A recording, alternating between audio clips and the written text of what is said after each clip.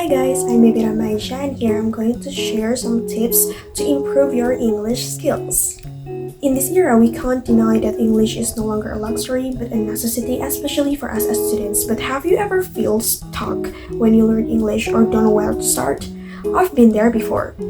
Finding people to talk with or taking extra classes to learn English may be a little hard. So here I will give you some tips that you can do it by yourself at home, no partner, just you and your English skills. The first is speak.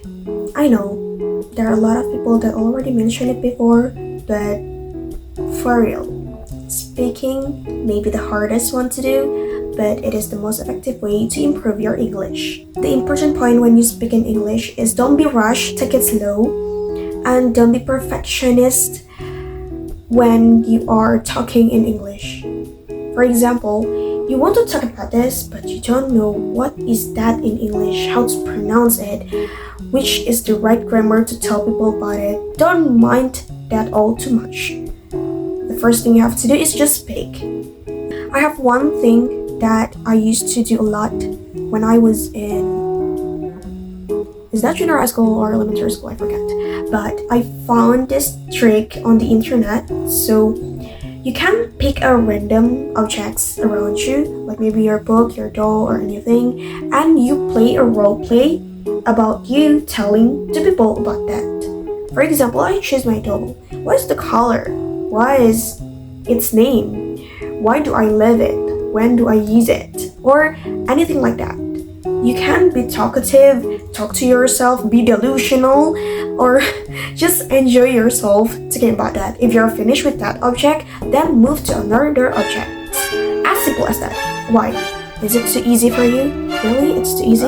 Then upgrade the level. So the second level is, it's not a real standard, but it's just a joke, guys. I use it when I was preparing for my debate competition.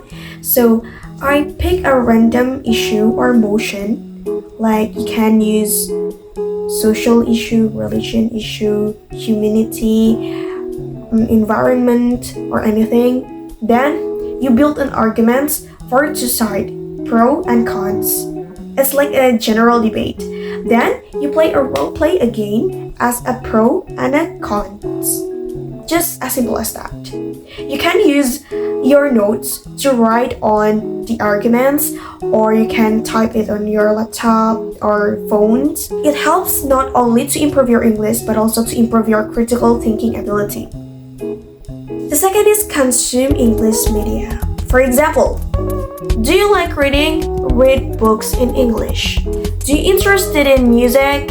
Then start to listen to English songs. Or do you like watching movies? Then watch English movies. No, I don't like English movies. I like K-dramas. Then use an English subtitle. It's easy, guys. So why did I suggest you to do all of that things? Because from my experience, it's easier when you learn something that you love or you are interested in. Doing that sort of things can make you familiar with English and can help you to understand people better when you're communicating with English. Okay, the third and the last thing is practice reading and writing. I know some of you guys might hate grammar in English, but you have to accept that. So guys, grammar in English is actually not that complicated. It's not that hard. All you need is to learn slowly, step by step, then you will crack the code. Really. It's easier than the other languages that I've learned for me.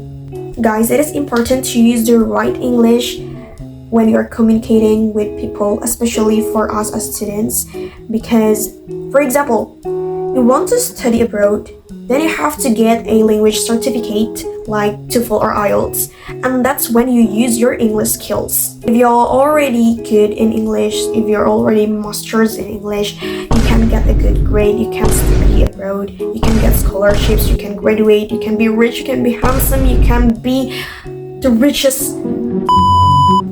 Who's the richest person in the world? No, I forget. Is it Bill Gates?